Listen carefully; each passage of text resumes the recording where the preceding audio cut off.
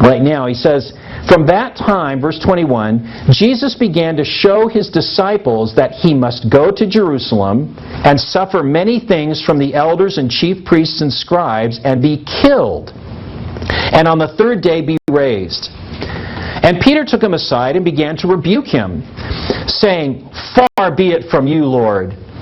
You know, it's one of those things where you want to make sure you're not touching metal when you say that. You know, lightning's going to fall from heaven. This shall never happen to you. You know, you can tell Peter's got the idea of, he's just said, you are the Messiah. I've made this confession, and now let us march forth into Jerusalem and sit upon the throne, and you will rule the world from Jerusalem. And then Jesus says, okay, here's the plan, guys. We're going to go to Jerusalem. Yeah, Lord. Here we go. We're gonna go, to the temple. All right, this is cool. It's happening. I can't believe it. And then they're all going to kill me. What? I'm going to die. And then 3 days later, I'm going to come back to life. And Peter probably didn't even hear that part. He stopped at, and they're going to kill me. And so Peter lets Jesus finish his little talk.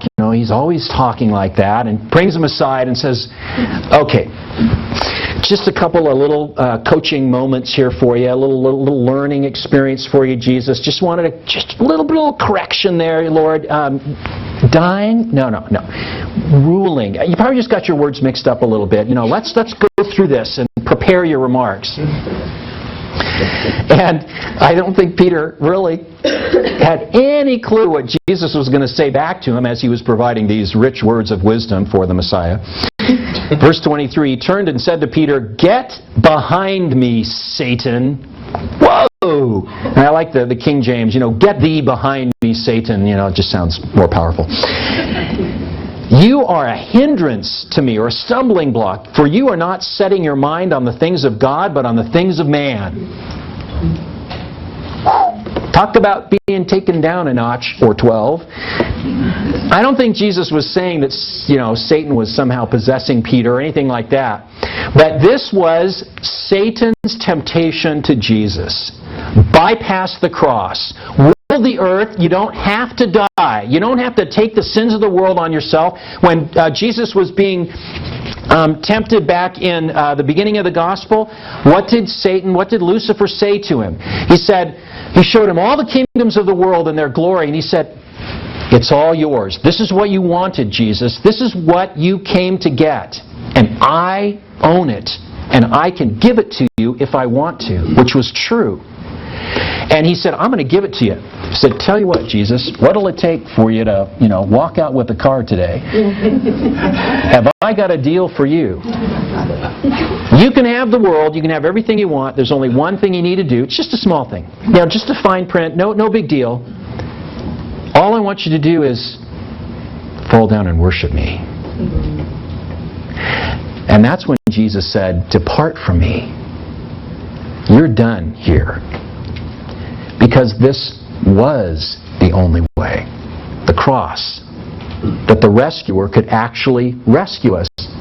If Jesus accepted Satan's deal, well, we'd all belong to Jesus all right, and Jesus would belong to Satan. We would be no better off than we are right now. So Peter he's giving Satan's argument for him. Just come and rule. Rule a bunch of fallen people. It'll be a short rule. Because when they die, their destiny is with me. And you and I both know where that destiny is. And that's where I want them. I don't want them to escape. So he says, get behind me. I'm done with you. It's the things of man, not the things of God. I want to do the Father's plan. I'm not going to rule like somebody who, just takes on man's idea of power. Because Jesus is really going to turn the idea on its head here. Look at this. He says, told his disciples, verse 24, if anyone would come after me, so you want to be a part of my kingdom? Here's how you do it. It's not marching into Jerusalem and sitting on the throne and declaring yourself to be king. Not yet. He says, if anyone would come after me, let him deny himself and take up his cross and follow me. These are the three elements to salvation, to being rescued. This is it right here. Deny yourself, take up your cross, and follow me. Now again, understand, Jesus is not a legalist. He's not a rationalist. I guess you could say he's a purist. Let's read the whole paragraph here. For whoever would save his life will lose it. But whoever loses his life for my sake will find it. For what will it profit a man if he gains the whole world and forfeits his life? Or what shall a man give in return for his life? For the Son of Man is going to come with his angels in the glory of his Father, and then he will repay each person according to what he has done. Truly I say to you, there are some standing here who will not taste death until they see the Son of Man coming in his kingdom. So Jesus is saying back here in verse 26, you can grab for all the gusto you want because we're only going around once in life. That's the rationalist, the empiricist. It's just all here. There isn't anything else. Don't know where I came from. Don't know where I'm going. So it doesn't matter what I do now. That kind of mentality. But if you do everything that you want to do, what's going to profit you in the end? Because you're going to lose your life.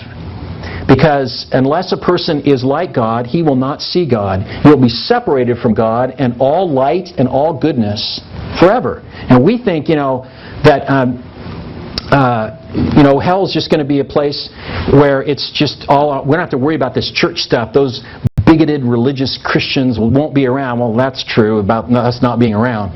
But there is so much good here and now. And it all comes from God. If you think about it in your life, everything you think is really good, that actually has its origins in God. Just take all of that away. Imagine every person having the freedom of Adolf Hitler. That's more like what hell is like. It's not just a place where everybody sits around and plays cards, and like the Newsboys song says, they don't serve breakfast in hell. It's not just a big vacation. And Jesus says you can do everything you want now, but you're going to lose everything when it's over. And then he says, what shall a man give in return for his life? This is the idea of the legalist. You think you can do good stuff all your life, make yourself better and better with each day, or every time you're resurrected, or anything, or reincarnated, and all that kind of stuff. But as the Scripture says, all our righteousness, the best stuff that humanity's ever done, is like filthy rags compared to the holiness of God. We think, we're getting pretty close. We're getting pretty close. We're getting pretty close and closer to God. And yet, in reality, we are so far away from God. We haven't, in light of the distance, we haven't moved at all. We haven't moved an inch. So you can't earn it. So then he says, I am going to come. Your idea of a king ruling from Jerusalem is not wrong. It's just your timing that's wrong. I'm going to come with my angels and in glory. It's going to be awesome. And it's at that point when it's going to come down to what decision every person made about origins, purpose, and destiny.